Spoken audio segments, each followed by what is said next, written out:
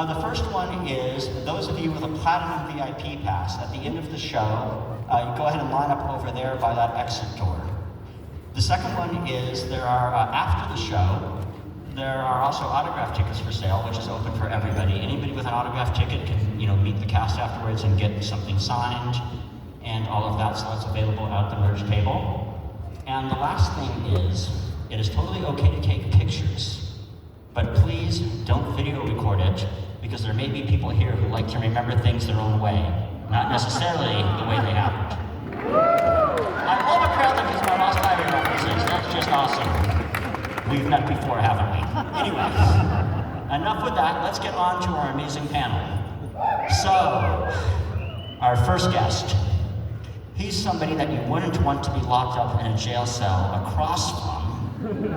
You also, 25 years later, probably wouldn't want him locking you up in a jail cell either. Dana Ashbrook, Bobby Ray.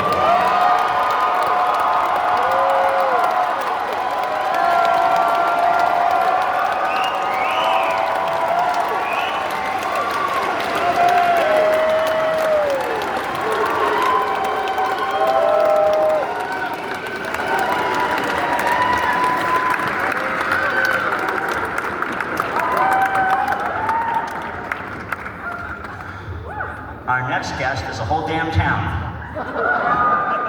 His bravery is only exceeded by the size of his heart. A rare combination indeed. Here he goes, Deputy Andy Brennan.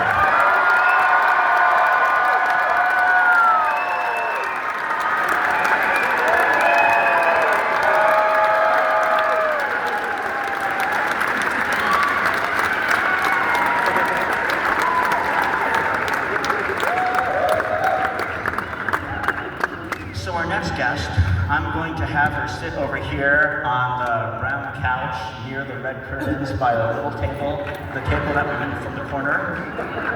The brown couch, not the black couch. Kimmy Robertson, Lucy Moran, or Lucy Moran.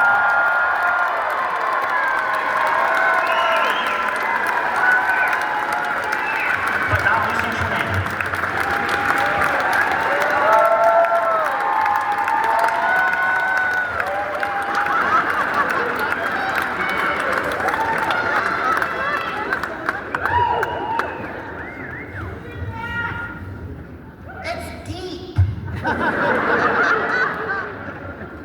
And our next guest is one of the people that makes it all happen.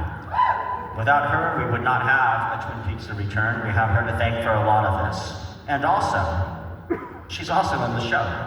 If any of you have ever been to a casino and you see a little red room logo and you win 29 to 30 mega jackpots, she can get you a bigger bucket. Sabrina, Sutherland, producer executive producer.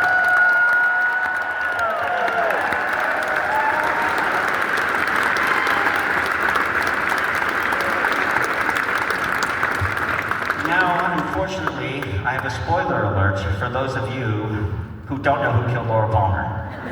So if you don't know who killed Laura Palmer, I'm going to give you about 5 seconds to run out or cover your ears, because it's about to be spoiled. Okay, I'm going to spoil it. Ladies and gentlemen, the killer of Laura Palmer himself, Ray Wise, Leland Palmer.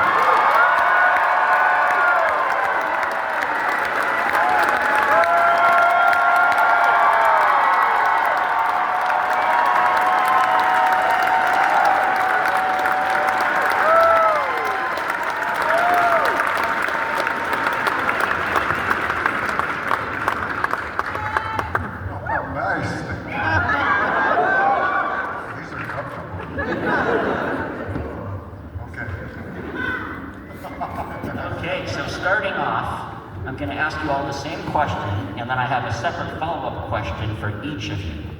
So the question is, how David Lynch is known for his rather unorthodox casting methods.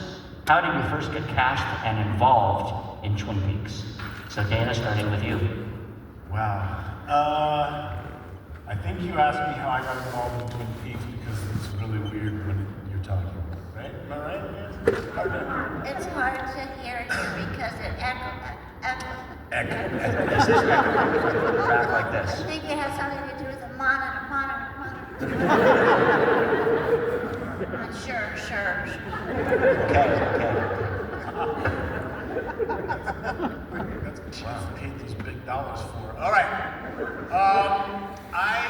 I got involved in Twin Peaks because Joanna Ray was the casting director, and she had cast another show called Amazing Stories and a movie called Satisfaction that I both auditioned for that I didn't get in.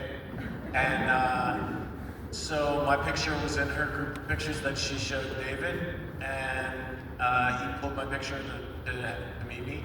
And I went in and I met with him and Mark Frost. It was not an audition, like I didn't read the script or anything. I mean, I didn't read any scenes or anything.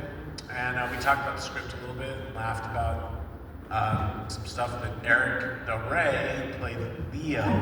He is Joanna Ray's son. You guys probably know that, but he's her son. So I knew him before Twin Peaks because he was always working in her office.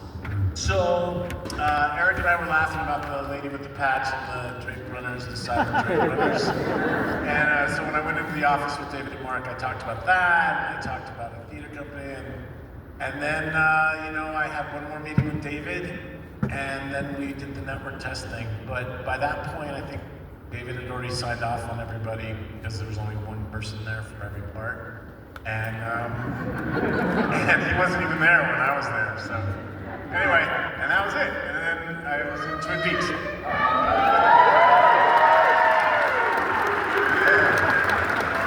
So Dana, my follow-up question for you. I'm gonna see if it's less echoey if I do this. My follow-up question for you. Please talk about the filming and the pilot of the It's Happy Hour in France scene. Where was David during the filming of that scene, and how did you direct it? That was really a unique experience because, if you remember, me and Machen were driving from the Double R to, I was driving her home, and then we stopped, we see her, Leo's truck's there, and so we get all freaked out, and then she jumps out of display. But in that scene, she squished over towards me in the car, and we're talking rock, and France, all that stuff. And but right out of frame, you can't see, but David was sitting right there in the mid seat, just out of frame, like squished up against just watching us. And the sound guy was in the trunk. He's in the trunk. And they had the camera mounted on the front, so it was like this really crazy experience. I was, so green. I don't think I'd ever done a car scene maybe like that, where there was no one towing you, so I had to drive. I was driving the car. It was crazy. And but anyway, it was really funny that he was right there. It was crazy. But that's it. Thanks, John. My pleasure. Thank you. So Harry, you have quite an interesting origin story. How did you first? Harry, you have quite an interesting origin story. How did you first get cast? I can't remember. Involving a concert. Okay, I was in Los Angeles. I was working 2 jobs, one of them in a kitchen, and I was going to class with Jay Traylor. One night, I was told I was going to pick up David Lynch and drive him to the Roy Orbison Memorial. So I picked him up. Oh, and he's just so nice, so kind. And so on the whole way there, we were talking about cars. Cars. Just like he did with Ray. And when the thing was over, no one told me I was supposed to leave. I stayed there. I kept the car at the door. And I sat there. And David walked out with Mrs. Orbison, and they were talking, and then he went. So he came and got in the car, and then on the way back to his house, he said, so what do you do when you're not doing this? Well, I didn't tell him anything about the kitchen, but I told him I was an actor, and he went, oh. He goes, that's the hardest job in the world. And I said, well, you have to love it. And he said, that's right, you have to love it. Then he cast me.